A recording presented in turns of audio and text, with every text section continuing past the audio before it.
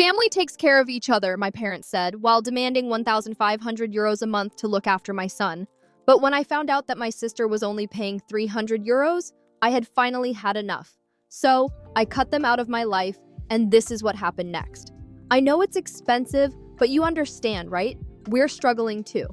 I stared at the message on my phone, feeling my pulse quicken. 1,500 euros before the end of the week, or things will get difficult for us. My fingers tightened around the device. 1,500 euros every month, just so my parents could watch Matteo after school. And yet, they barely did anything with him. My stomach twisted as I reread the message. The words felt less like a request and more like a demand, like a ransom note. Matteo was a bright, energetic child, too bright, according to my mother. He asks too many questions, she had sighed last week, rubbing her temples as if his curiosity was a personal attack. And he never sits still. It's exhausting. Exhausting? I almost laughed. Raising 2 kids on a waitress's salary like Isabel, that would be exhausting. But spending a few hours a day with just one child, a child they were being generously paid for? I exhaled sharply, resisting the urge to throw my phone across the room. I had wanted to believe this arrangement would work. After the divorce, all I wanted was stability for Matteo. My job was demanding and I needed someone I could trust. Family seemed like the logical choice. But deep down, I had always known the truth. This wasn't about helping me. This was about control. My parents had never truly supported me. Not when I left my ex-husband, even though they knew exactly why I had to. Not when I started over, working late nights to rebuild my life. And certainly not now when I was finally financially independent, something that seemed to irritate them more than it reassured them. Meanwhile, my younger sister, Isabel, never had to beg. Isabel, the perfect daughter, the one who struggled, the one who played the victim, the one my parents loved to rescue. I had lost count of how many times they had bailed her out, paid her debts, covered her rent, helped her with her 2 kids, and yet, somehow, Isabel only contributed 300 euros a month for my parents' help. 300. I was paying 5 times that amount. For what? For my son to spend time in a house where he wasn't even wanted? To be treated like a burden while his cousins were treated like royalty? My jaw clenched. My fingers hovered over the keyboard for a moment before I finally typed my response. We need to talk. Dramatic? Of course, every time I stood up for myself, I was difficult, ungrateful. I leaned forward, my voice calm but firm. What is this money really for? My mother hesitated, and then, finally, your father and I can't afford rent. There it was. We're at an age where we deserve to enjoy life, Elena. We've worked hard for so many years, it's time for us to rest. But rent keeps going up and we shouldn't have to worry about these things at our age. That's what children are for. My stomach churned. They didn't want to help with Matteo. They wanted me to fund their retirement. I swallowed hard, gripping the edge of the table. So that's why you charge me more than Isabel? My mother's lips pressed into a thin line. It's only fair, she said simply. I let out a dry, humorless laugh. Fair? She nodded. You have extra income. Isabel doesn't. My fist clenched. And that's my problem because... Silence. My mother had no answer. Because there was no answer. And for the first time, I saw it clearly. They had never expected Isabel to support them. They had always planned for it to be me. I inhaled slowly, choosing my next words carefully. All right, let's make it fair. I'll pay 300 just like Isabel. My mother's eyes locked onto mine. Her soft, persuasive voice vanished in an instant, replaced by something colder. That's not going to work. I leaned back in my chair, crossing my arms. Why not? She hesitated just for a second before regaining her composure. Because Matteo is more difficult. There it was. Something inside me snapped. My son is difficult? My voice was ice. My mother sighed dramatically as if I were the irrational one. You know what I mean? He's very energetic. He asks too many questions. Isabel's children are calmer, they play quietly, they don't demand as much attention. I stared at her, disgust crawling up my spine. Attention. The one thing my son wanted more than anything. The one thing they denied him while showering Isabel's children with affection. And they expected me to pay for that treatment? No, I said firmly. My mother blinked. What? I stood up, grabbing my coat. I said no, I'm not paying you a single cent more. Her face darkened. You're being ridiculous. No, I corrected. I'm being smart. I turned toward the door. Matteo won't be coming here again.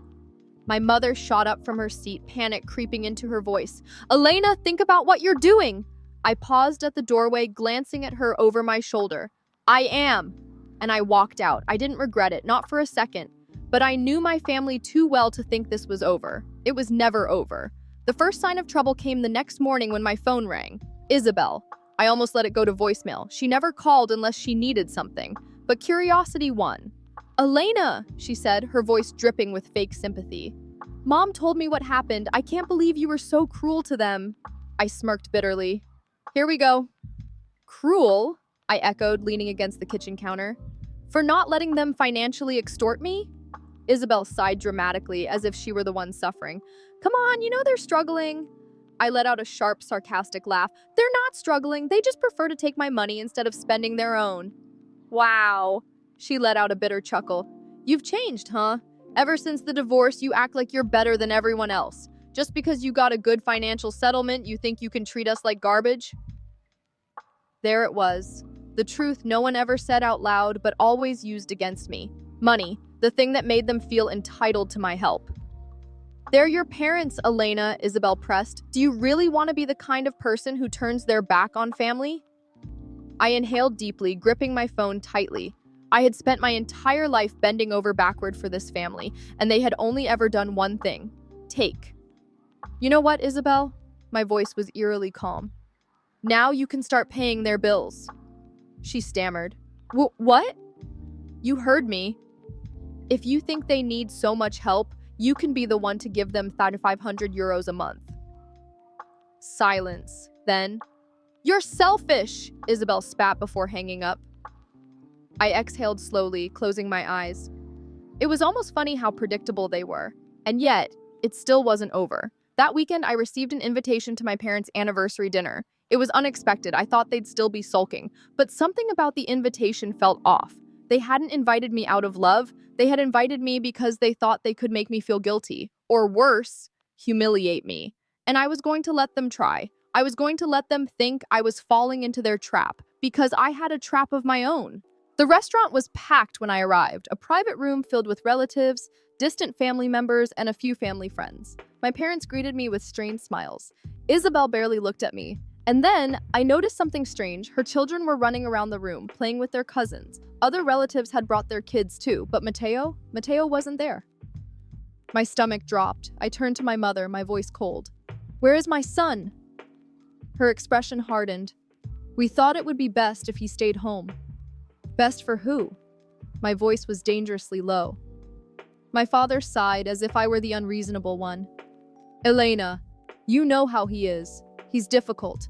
We just wanted a peaceful night. My hands clenched into fists. My son, the child I had paid them thousands of euros to care for, the one they called difficult, while Isabel's children were treated like royalty, the only child excluded from tonight. Rage burned beneath my skin, but I didn't explode. Not yet. Instead, I smiled sweetly and walked to the center of the room. I picked up a glass and tapped it gently with a fork. The room fell silent.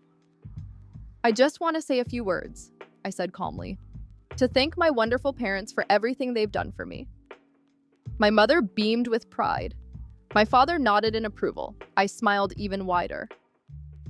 I'd like to thank them for all the years they prioritized Isabel, I continued, for always reminding me that no matter how much I did for this family, it was never enough. The smiles faltered. A murmur spread through the guests. Isabel shot me a murderous glare. Elena, no, let me finish, I cut her off, still composed. I'd also like to thank my parents for charging me 5 times what Isabel pays to watch my son, while treating him like a burden. A collective gasp rippled through the room. My mother went pale. I turned to my father. And of course, let's not forget the best part, how they invited every single one of their grandchildren tonight, except mine. Silence. Complete, absolute silence. My mother opened her mouth, but then closed it again. My father cleared his throat. Elena, this isn't the time. No, I said coldly. This is exactly the time. I just want to make something very clear to everyone here. I'm done. No more money. No more help. No more pretending this is a family. The weight of my words hung in the air as I watched my parents and Isabel struggle to find a response. But I wasn't waiting for one. I was done waiting. Without another word, I set the glass down on the table. and I walked out. My mother let out a nervous laugh. "Sweetheart, you didn't mean that." I turned to Isabel, my voice calm but sharp. "If you still need help with rent, I suggest you ask your real parents. You know, the ones who always bail you out?" Her face twisted with rage. My mother reached for my hand. "Elena, please." I stepped back. "Good luck." And I left. This time, no one followed me. I didn't look back, because for the first time, I was truly free. The drive home. The road stretched out before me, empty and silent. My hands were steady on the wheel, but my pulse pounded in my ears. I had done it. I had burned the bridge. And yet I waited for guilt to creep in, that old familiar weight on my shoulders, that voice in my head whispering that I had gone too far, that I should have kept the peace. But there was no guilt, only relief. For the first time in my life, I had said everything, without softening the words, without backing down. And now, I was free. Or so I thought. The morning after. At 7 in the morning, my phone rang. I already knew who it was before I looked at the screen. My mother. I let it ring. Then Isabel called. Then my father. By 10 a.m., my phone was flooded with messages. "Mom, we need to talk. You humiliated us last night. This isn't how you treat family." "Dad, I don't know what's gotten into you, but you owe your mother an apology." "Isabel, you're unbelievable, Elena, so ungrateful. Do you even care about what you did? You embarrassed Mom in front of everyone. I hope you're happy." I took a sip of coffee and ignored them all. And then, a message I didn't expect. "Uncle Javier, well done, kid." I blinked. Uncle Javier, the one relative who never got involved in family drama. Another message popped up on my screen. "Uncle Javier, it's about time someone stood up to them. They've been doing this for years. Your grandmother would be proud." I exhaled slowly. I hadn't realized how much I needed to hear that. At 3 in the afternoon, I was preparing lunch when I heard loud banging on my door. I sighed. I didn't even need to check the peephole. I opened the door, and there she was. Isabel. Her face was red with fury, fists clenched at her sides. "You're unbelievable!" she spat, jabbing a finger at me. "Are you really cutting off Mom and Dad?" I leaned against the door frame, calm. "That's the idea." She let out a hysterical laugh. "Wow! Just wow! Do you even realize what you've done? Mom has been crying all morning. Dad had to calm her down. Do you even care?" I crossed my arms. "Did they care when they tried to steal from me today?" Her expression faltered, just for a second. Then she recovered. "It wasn't stealing, it was just what?" I cut in. "Just taking my money after I told them no?" I tilted my head. "Do you know what that's called, Isabel?" She opened her mouth, then shut it. I smiled.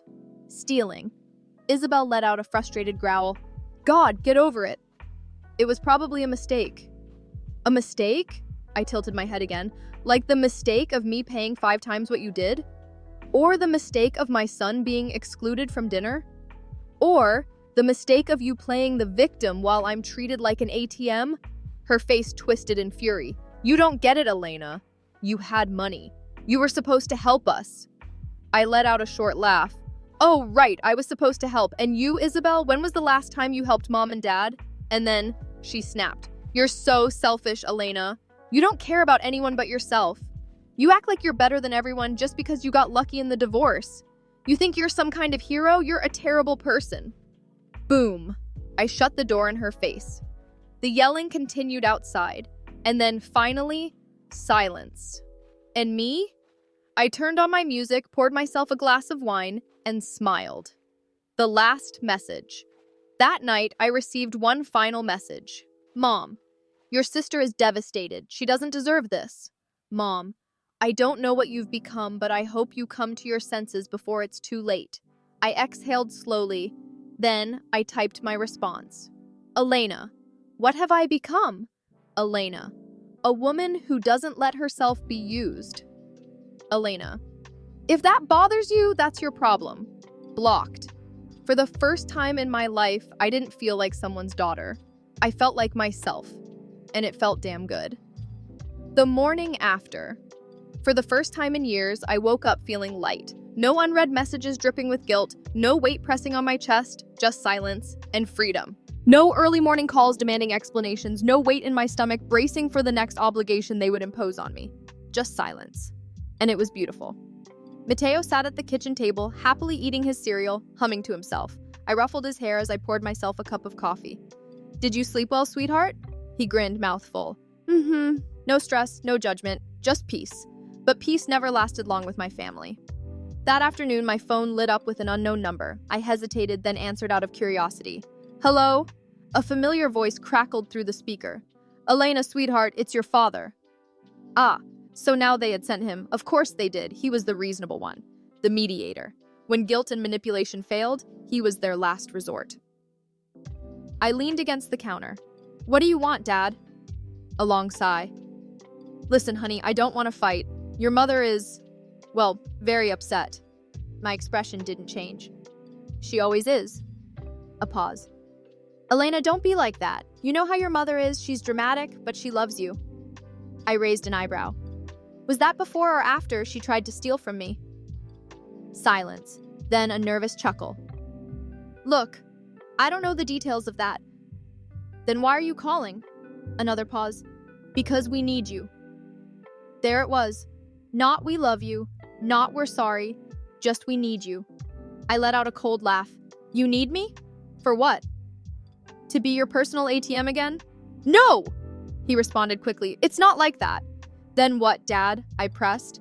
"Because from my perspective, the only time you or Mom call me is when you want something." A long silence, then softly, "We miss you." My fingers tightened around the phone. I took a deep breath. "No, Dad, you don't miss me. You miss what I did for you." Silence. For once, he had no response.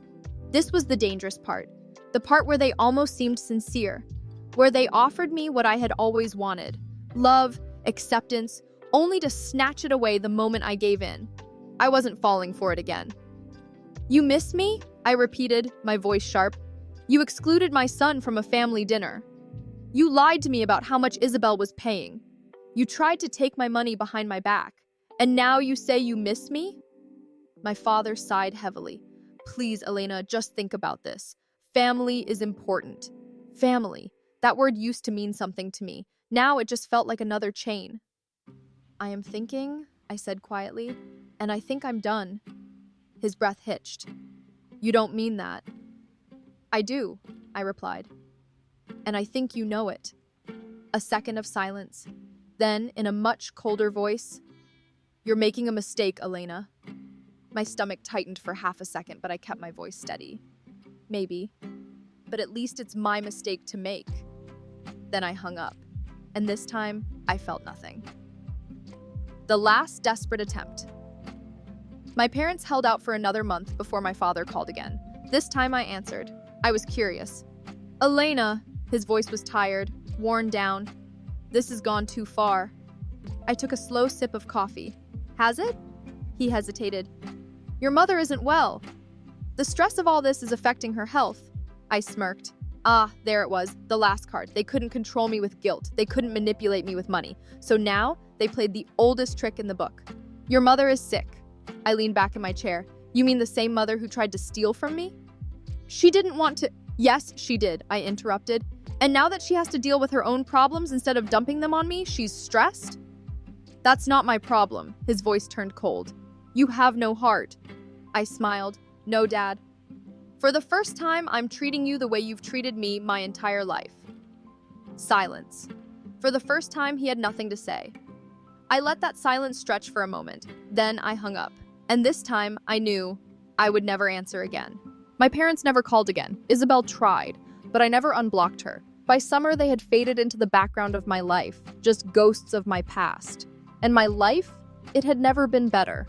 I found a new babysitter for Mateo, someone who actually enjoyed spending time with him. He was happier than ever growing up without the constant disapproval of his grandparents. I took my first vacation in years. I stopped checking my phone every morning, dreading the next demand for money. For the first time in years, I breathed. One afternoon, while I was at the park with Mateo, a message appeared from an unknown number. "Uncle Javier, proud of you, kid." "Uncle Javier, you did what I never could." I smiled because I finally understood. Some people never change, some families aren't worth saving, and sometimes the only way to win is to leave and never look back. Final update. Doubt I've never posted on Reddit before. But now I feel like I need to. I don't know exactly what I expected when I walked away from my family, but I didn't expect this strange, piercing silence, no shouting, no guilt-ridden calls, no one demanding money. For the first time in my life, I have peace. And yet, I still find myself reaching for my phone, expecting to see my mother's name on the screen. I still think about Isabel, about the way she looked at me that last time. I keep telling myself that this is over. But what if I'm wrong? What if I made a terrible mistake? Should I go back before it's too late?